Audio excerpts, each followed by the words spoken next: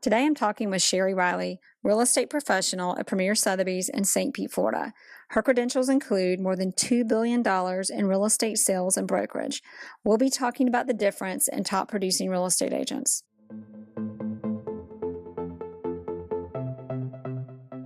Thanks for listening to the Jere Metcalf podcast, where top real estate agents tell how they do it. This podcast is to share knowledge for realtors and raise awareness for Give Back Homes, where real estate professionals work together for social good. Jet Centers Aviation, Bentley Atlanta, Legends Global, thank you for your sponsorship. All right, everybody. Today we have one of my favorite real estate agents. He used to be with Atlanta Fine Homes, Sotheby's International Realty with me, and she is now, she's been in the business over 25 years. She's been a broker and an agent. She has been involved in over $2 billion in transactions. She is now in Florida. And Cheri, thank you so much for coming today. And I'm going to let you fill in the blanks there on your business life because it's so extensive, and on your a little bit about your personal life too. Okay. Thank you, Jere. Thanks for asking me to do this. I feel like it's just you and I talking in the office. Yeah, like that's exactly right. Exactly. Okay. If I told you everything that I had done, it probably would take as long as we've got. So I'm going to just be brief and tell you that, as you said, 25 years in the business. I started in Winter Park, Florida. From there, I moved to Atlanta as a trailing spouse.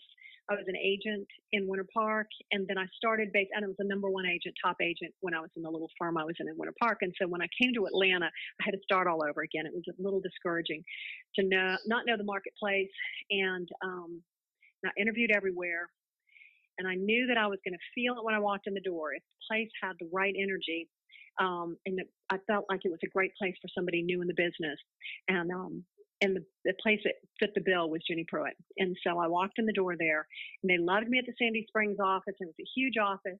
But then I went to the Buckhead office, and it had only been open for 9 months. And I said, this is where I need to be. I need to be the new person in the new office. The hierarchy's not in place. It's a good place to start. So I spent about 20 years of my career, really, basically, with Jenny in one capacity or another. So as an agent, then she made me a senior VP within 2 years. I worked that office. I managed that Buckhead office, and then I opened an office for her in North Fulton. And in between, I jumped back and forth into sales, because management, I love starting things. I love getting things up and running. When it starts to get in maintenance mode, I typically like to move into something that's, a little bit more of a frontier. So you're very entrepreneurial. Did that. Yeah. And then after that, jumped out and advised some developers, started my own little consulting firm, and then was tapped as president for a small boutique firm that specialized in new construction, high rises, all during the recession. And then the seed stock of that office, we folded up and came back when Jenny got the Sotheby's franchise, and I became a founding partner of Atlanta Fine Homes. And so I was back with my favorite team, the best team in the business, under a new umbrella with the best tools in the business. So it was a perfect marriage, and we've been there for 8, 9 years.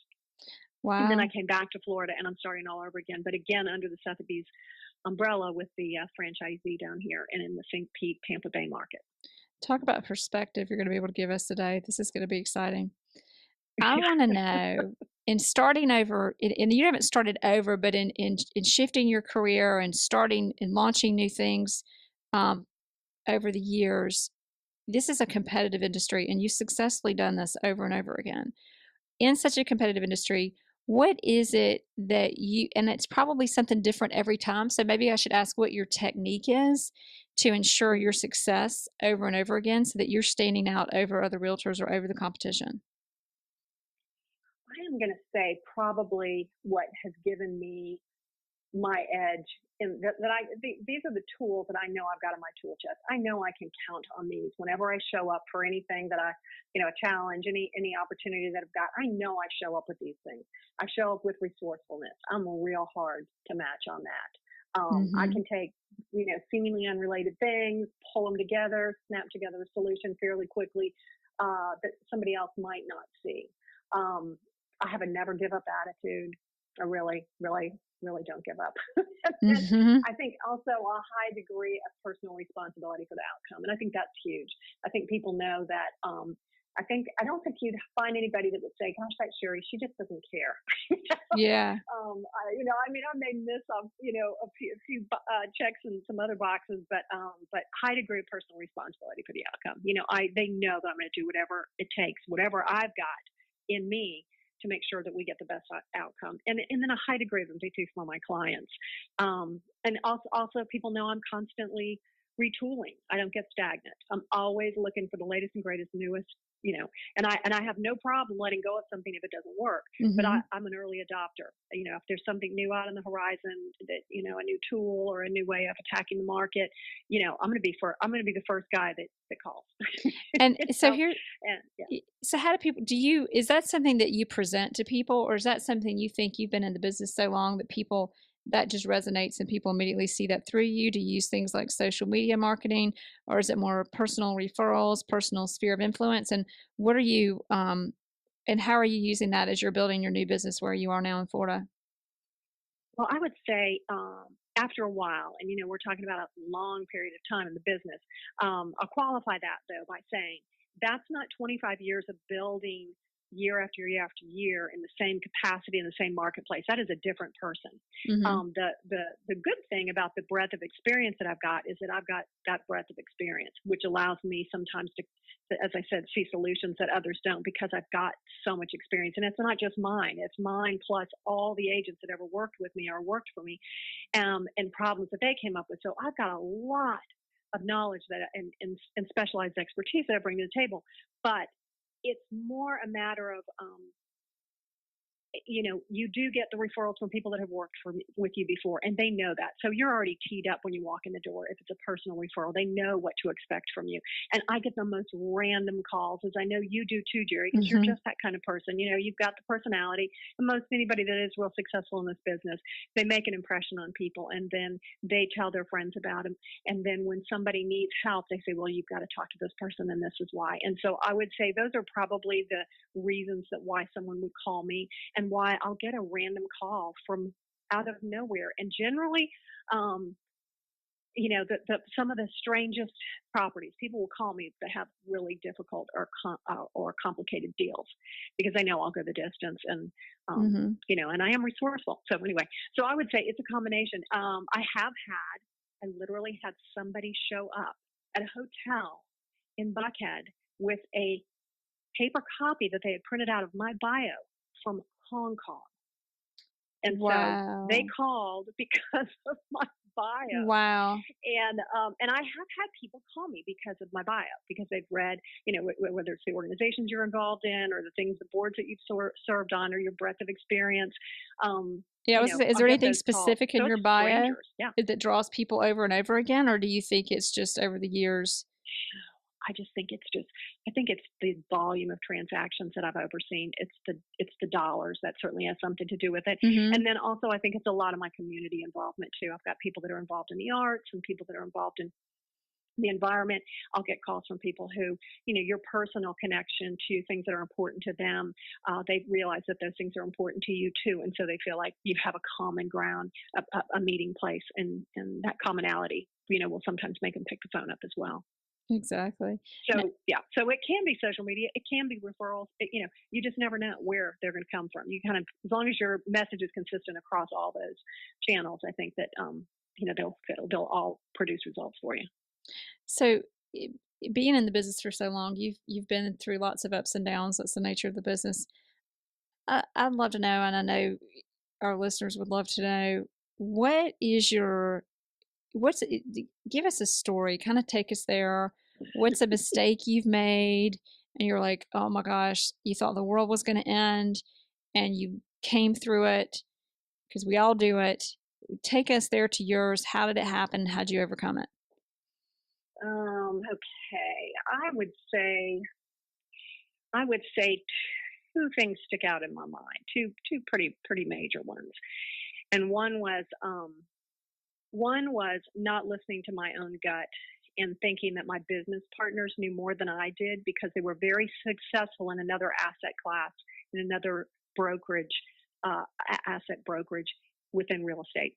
And, I knew that we were taking an entity to market And I knew the way we needed to do it, and I knew what was appropriate and what would resonate with the agents and the general brokerage firms.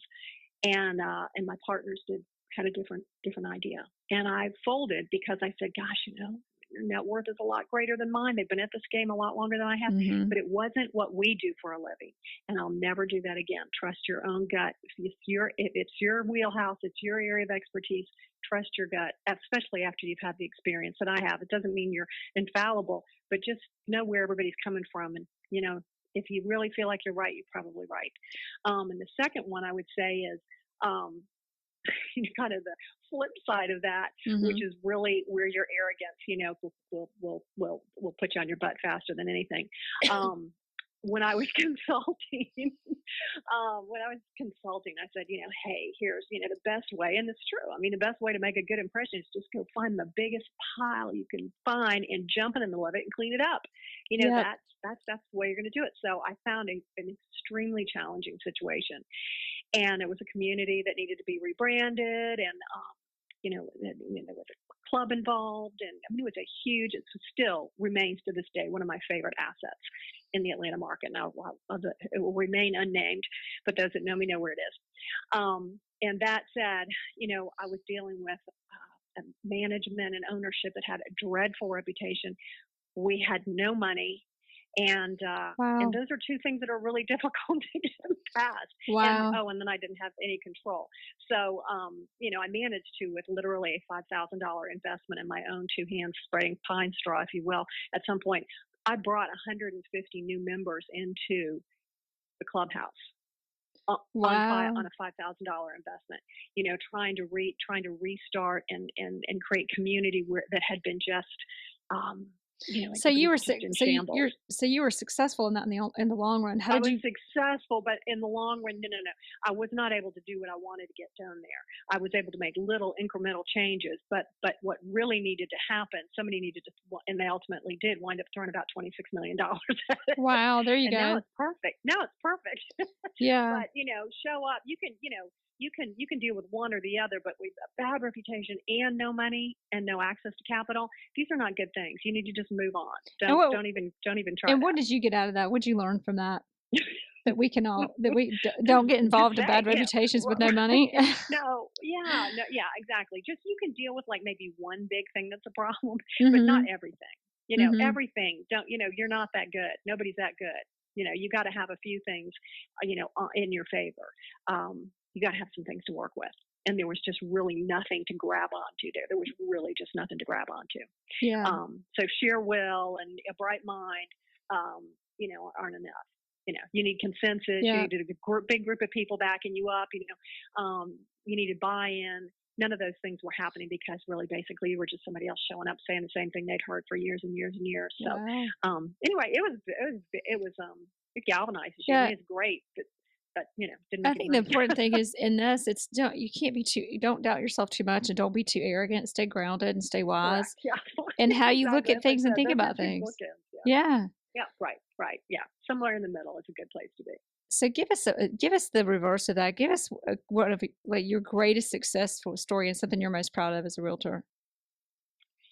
Well, I tell you what, I would say the opportunity for lots and lots of little successes was probably two things. Well, when Jenny Pruitt tapped me to manage the Buckhead office, and I'd only been there for 2 years. I got lost 3 blocks from the office. I still did, and we had a lot of heavy hitters in that office. And right. So, and I had a partner, Nancy, and we were both brand new. She was a little older than I was, and certainly more experienced in the marketplace. But we were both newly minted brokers, and we had a blast. I mean, that period of time with her, we were perfectly matched. It was, a testament to Jenny's gift at being able to put people together. She's got mad people skills, and I still respect that so much about her. So she put the two of us together, and we had complementary skill sets. And between the two of us, we covered all the bases. So it's very rare to find everything in one human being. But if you've got 2 or 3 or a team, odds are you're going to cover all those bases. So anyway, that was the case with that situation. It was a wonderful launching board. At some point, you say, I kind of want to do this myself. And so at that point, I opened the North Fulton office. Virginia, and which is now the seed stock really of our North Atlanta office. And Mm-hmm. just a Yeah. great group of people. It was so much fun putting that office together. It was so much fun breaking into that market. And at the time when we were out there were not a lot of agents who specialized in the very upper end. A lot of relocation business going on, but not the upper end. And our unit price out there was half of what the unit price was in Buckhead. So when I went out into that marketplace, everybody was kind of snickering a little bit about, you know, Wow. kind of going to an outpost It's out not there, that way it was a anymore. step down. Yeah. No, and it was just at the cusp of not being that way anymore back then. And I could kind of see that was the way things were trending and was getting more and more upper end homes.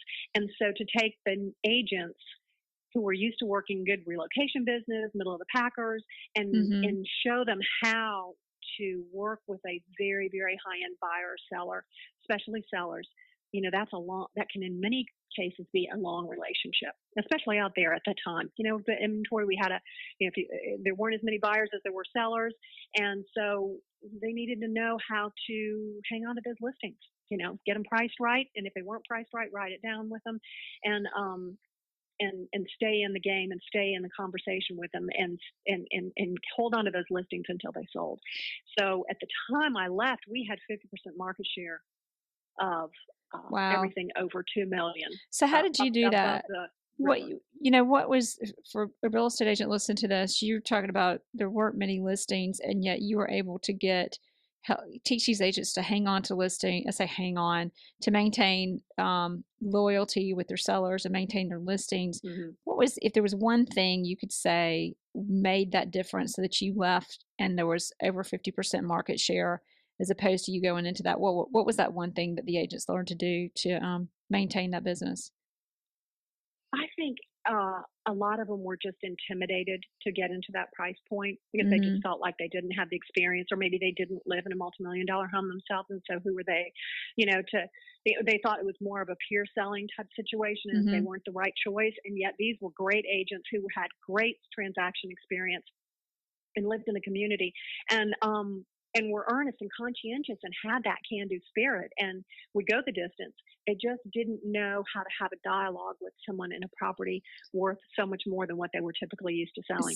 So Yeah, that, I think, was my big lesson up there, was to teach them, hey, just lighten up. You're good at what you do. And if you confidence. stay on top of them, confidence. That was it. Giving them the confidence and giving them the words, and keep telling them, Well, this is yeah. not going to be you're not in and out in 90 days. Well, it makes You me may not be in and out in 90 well, days. and it makes me think about an article I just read in Inc. magazine. They were featured Tony Robbins, and he talked about Tony Robbins is making millions on selling people confidence because that's it. Yeah. That's the key.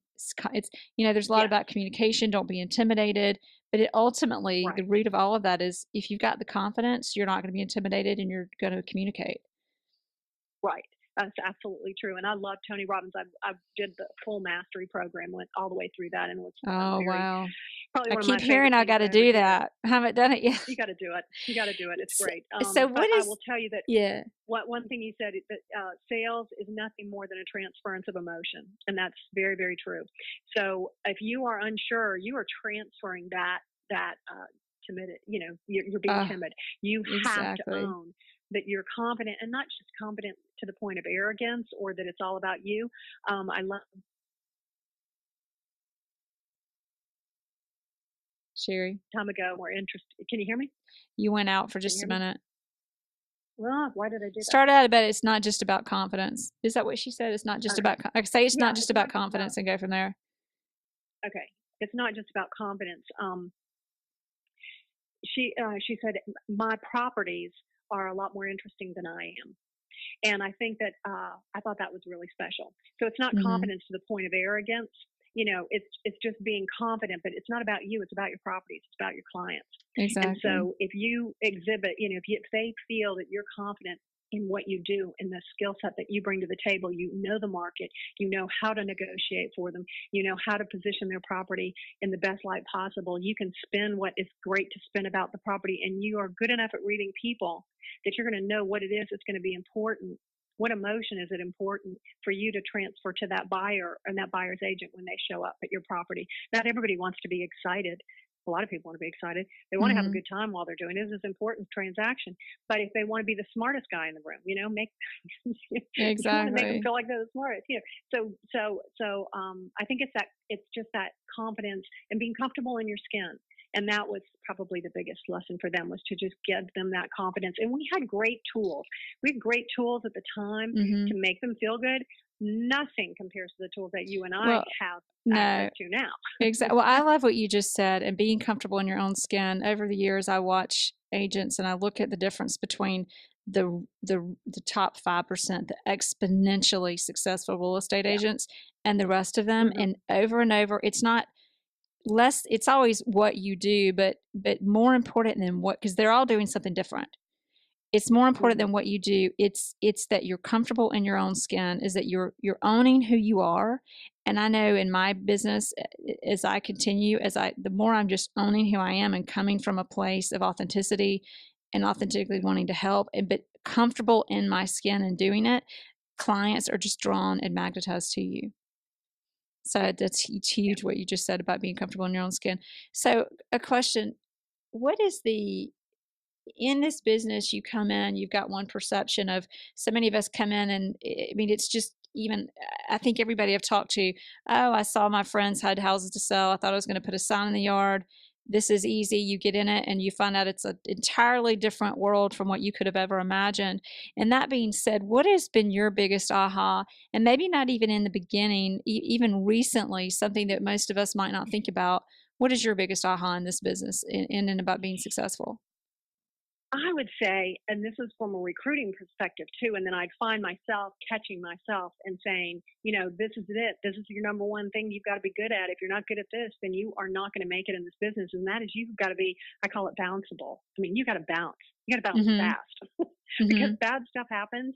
Disappointing things happen. People who aren't in a commission only sales business. I heard somebody explain it one time as saying, we eat what we kill. We eat what we kill in this business. Mm-hmm. You can go out there and hunt until you're blue in the face, but if you don't bring it home, you aren't going to get fed. Your ribs are going to be showing. Almost So there, isn't you there? need to, Mhm. You can't, you can you, almost sell a house, yeah, but you're not getting a commission for it.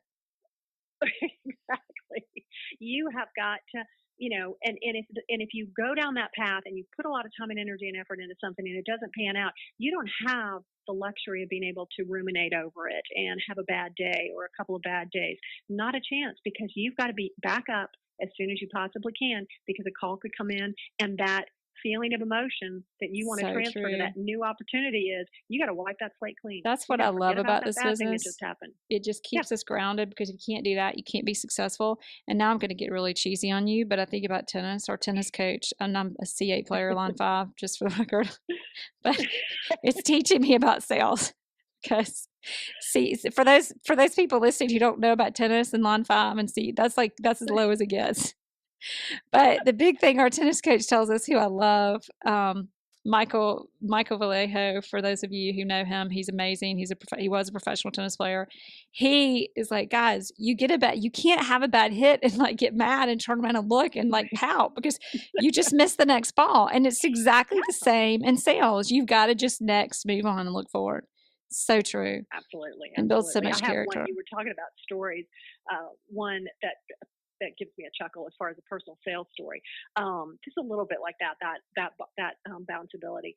Mm-hmm. We're competitive. We're competitive. We're in a competitive business. We've got competitive friends that are maybe not necessarily in our industry, but birds of a feather. So Exactly. this was in Winter Park, and I had a couple, some friends who said, "Oh, we've got this other couple that's moving into town, and we told them they need to work with you." So I'm anticipating, we've had multiple conversations. I go out and preview for 2 days for these folks. And the night before they're coming into town, I'm wrapping up my appointments. I got it all scheduled. I know what we're going to do the next day. It's about 5 o'clock the night before. I get a call from the wife, and she says, "Oh my gosh, Cheri, this other couple, the one who referred me, had been out with them all day that day, and had taken them to a bunch of for sale by owners and other houses and driven them by Oh, virtually everything I was going to show them. And they had eliminated almost everything that I was going to show them." And so I thought, great. wow. I got to start over again. It's 5 o'clock. I'm picking her up at 8 o'clock in the morning. But what I did have was one little ace up my sleeve. And that was that I had listened to what they said when they were telling me what they wanted. But then I went a little bit out of the box. You always or be very respectful of people, and you give them what they want, Mm-hmm. so that they know that you've listened to them. But if you've really listened to them, you listen between the words, and you know what they might be something else that they want that they don't really know. They can't articulate it. And in this case, I knew that these folks were looking for a natural setting. I got the feeling that they wanted something a little out of the box, so I went a little out of the box. And I happened to drive by a house that a woman had just put her sign in the yard, for sale by owner. She was out working in the yard. I stopped, I chatted with her, we sat on the porch, looked at her beautiful view over the lake, got to know her really well over about an hour the day before. And I was going to show them that house as well. And nobody else knew about it. She just put it on the market, and it was outside where we were going Well, to be not showing really it. on the market, for sale by owner. Not really on the Yeah. market. Exactly. Well, so I said, that's a setback bounds, okay, throw out 3/4 of what I was going to show them, but it's okay because you know what? I know what they're really going to buy, and nobody else knows about it but me at this point. So I took them to show them that house the next day. They fell in love with it. They wound up buying it. Not only did they buy it, while we're in the process of negotiating, we find out what her needs are. There's another couple that we both know, and the other friends, my competitive friends now. And Wow. I wound up selling her their house that wasn't even on the market yet. These people had just been thinking they might want to move. And so we had a back-to-back double-in closing with all those people together. And it was a giant love fest and probably one of my favorite deals. But my favorite part about it was that, we pulled that off. And if I hadn't bounced, I could have gotten very unhappy about the fact that, they'd already been exposed to most of everything I was going to show them. But, it's that going that little bit, being resourceful, going a little bit out of the box and taking it for granted. And I think the message I get from that is in every problem in this business, it's just lots of problems, but that's why we get paid. We get paid because we're presented a handful of problems, and a lot of those problems nobody saw coming except maybe us, because we see them so many times, and knowing how to solve them quickly. And in every problem, there's an opportunity. And that problem, if you hadn't bounced back, you would have missed the opportunity. You would have lost one transaction and not even known you'd really just missed two. There was an opportunity in that for two transactions that you pulled together, which is just, that's the nature of our business, is just remembering whatever seems like a loss is just a door, it's the door opening to many more opportunities, depending on whether we're willing to walk through it and handle it and accept it. And not to get you off track, but also to maybe tap this on as well. When you were talking about solving problems, a lot of what we do, and I say, we are only as good as your Rolodex. In this business, you really are only as good as your Rolodex. A lot of the problems that need to be solved are like crazy things that happen at the last minute, like somebody can't move out of the house and the moving van's in the front yard. You need to be able to pick up the phone and call the guy that that will let them park that van in less than an hour. And it all has to do with those relationships that we've got with all of the trades and the people who make our business work well. So not only should we network well with our fellow agents and out in the community, but it's our vendors that really can make or break the experience for us as well. Well, I love that you bring up other agents, because I have a big thing about other agents, and that we are in a competitive industry, but recognizing that other real estate agents are our allies and treating one another that way, because it's the other real estate agents that, you probably know the statistic, is that 90% or better of transactions, there are two agents involved. And they may as well be your client. Cooperating. Exactly. Right. Correct. Exactly. Well, yeah, co-op deals. So exactly. And that's it. That's what it should be. And it's not to say, people you're thinking about your client. I'm not going to say that somebody that's got a $2 million buyer is not going to show somebody's listing because that person is difficult to work with. They're just not looking forward to it, and they know it's not going to be a great transaction. But and in selling emotions, they do look forward. That's actually really relevant, because we talk about selling is a lot of it is emotions, and when an agent has bad emotions from a listing because of the agent, the seller, their client doesn't know that. They just know that their agent's not excited about it, and it could be the tipping point between one house and another, because of the vibe in a house. It's really just the relationship that their agent has with the listing agent, and nothing more. Because sometimes it's they've got to make it, and these decisions are so. The difference between our business and so many others is this business is so emotional. It's so much more emotional. And I find that our clients, and I'm sure you would agree, that tend to think, and that we might think are the more analytical, less emotional people, I have found are 99.9% of the times the most emotional people, because they're using the analytical side to justify the emotional decisions that they want to make. Right. Right. Yeah, I would agree with you 100%. And I think that probably one of my pet peeves in the business, and of course, it's just, again, an obstacle. You just have to get past it. But Mhm. it's when there are agents who, I hate to see an agent's gamesmanship and ego get in the way of a deal. Mhm. You know, we have to deal with that with our clients. They've each got their own, especially in the higher end. The Exactly. gamesmanship and the ego of our clients, what we're supposed to do is create a filter between those two. We're supposed to, you know, put a damper on that. We And to don't remember add that. to it. We don't add to it, and that is probably a little bit. I mean, it makes for good TV, but I cringe when I see it. A lot of these TV shows, and they're showing these guys like totally going off script and Mhm. speaking for their clients and saying that they're doing a great job because they're getting more money, yada yada yada. I have a real problem with that. I find that most of my folks want me to be a good caddy. They want me to be I know this course well, but the people that I deal with have much higher net worth than I do, and I take my Ex direction and my cue from them. And I would not be so arrogant to assume that I'm going to make up, that I'm going to do something that maybe they don't want me to do. We don't always know what they want us to do, exactly. So to go So off true. script without really knowing where they want, where are my boundaries? Let's talk about this. Let's really see what. Well, And if that's our there's that job. authenticity that we talked about, Mhm. they feel you. They've got to feel like you're, that they have a trust level with you. This makes Mhm. it a whole lot easier for you because they'll be forthcoming with that. They know they're in good hands. They know you're not going to go It's all off, about that. pop off. I couldn't agree more. Yeah, So and I think tell that's where that's the type yeah. of agent I think that we say that we have a problem with because we know the agents are going off script and they're doing their own thing, and we know we're not getting to the seller themselves. That's one thing I wish that we did in Atlanta that we do in Florida. What's that? We get to present our own offers. That was the hardest Oh, thing for me to get really? used to. Yeah, that was the So hardest wait, thing for you me to get used present to the in Georgia. offer directly to the seller? Yes. Yeah. Now there are people here that don't do it quite as much as they used to, but it was standard operating procedure when back before I moved up to Atlanta, and that was the most frustrating thing for me was I was going, I know what I want to communicate to that seller, and you Mhm. weren't allowed to talk to him. You had to, so it was like pass a secret. You had to hope that what you had to say got through. You just had to hope. You just had to hope that other agent, Wow. communicated it properly.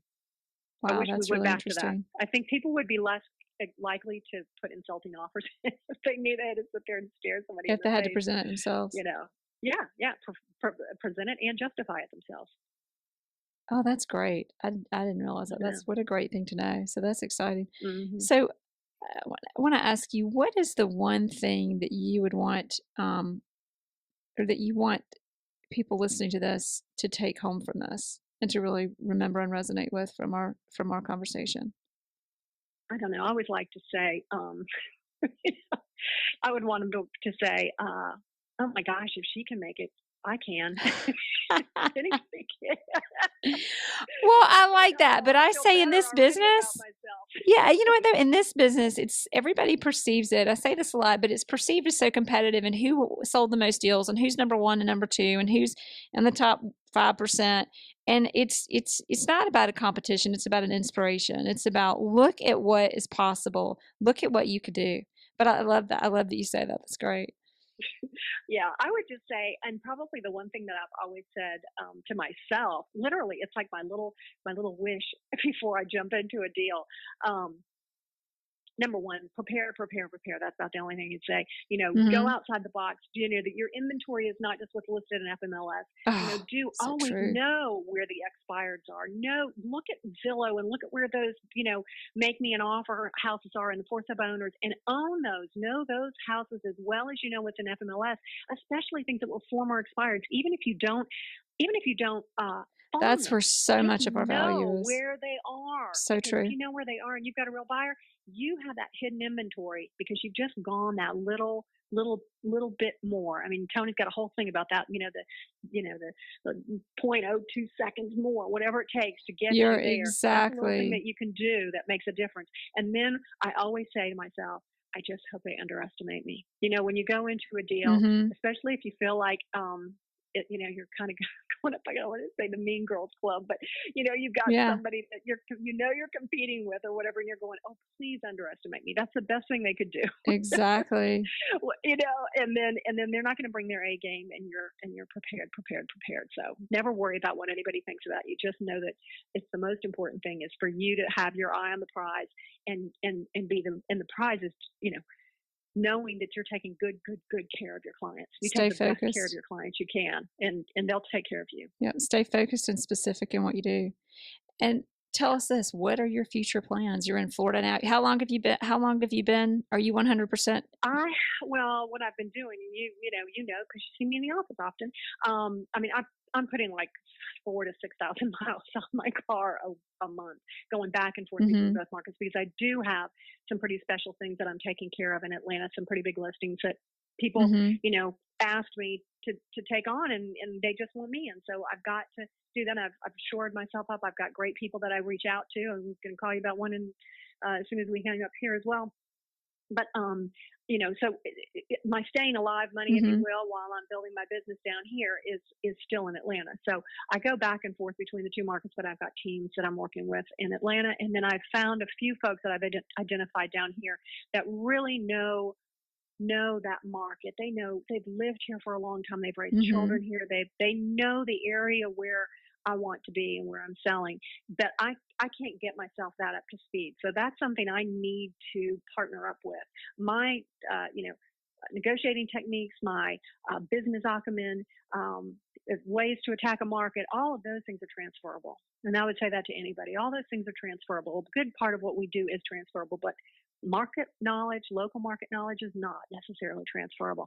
So the first thing you Yeah. do, it doesn't mean it's impossible to do. You grab a hold of somebody who has great market knowledge, but maybe could use a little help in the business end of it. And I think I've found a great That's combination great. that I'm working right now. I'm Yeah. feeling really good about it, and we're a pretty unstoppable duo. So Well, that's exciting. anyway, So, so that's what we're doing. wow, that's exciting. So you're a good person to go to. So tell us exactly where your office is and how to get in touch with you in Florida. All right. Well, I'm with Premier Sotheby's International Realty, which is the largest franchisor for Sotheby's in Florida. Huge. They've got 900 associates. Number one company actually in terms of dollar volume in Florida right now. And the office that I'm out of is in St. Petersburg, so I'm right downtown St. Pete, and I'm with Premier Sotheby's in St. Pete. But if you just look Cheri Riley up on the Sotheby side, I'm here, and then I'm also in Atlanta. And Both that's phones ring to the same phone. CHERI RILE. Mm-hmm. Great. Cheri, and then Riley. Yep, Cheri Riley. Cheri, thank you so much. This has been a great You're so conversation. I mean, sweet. tons of Thank insight. you. Thank you.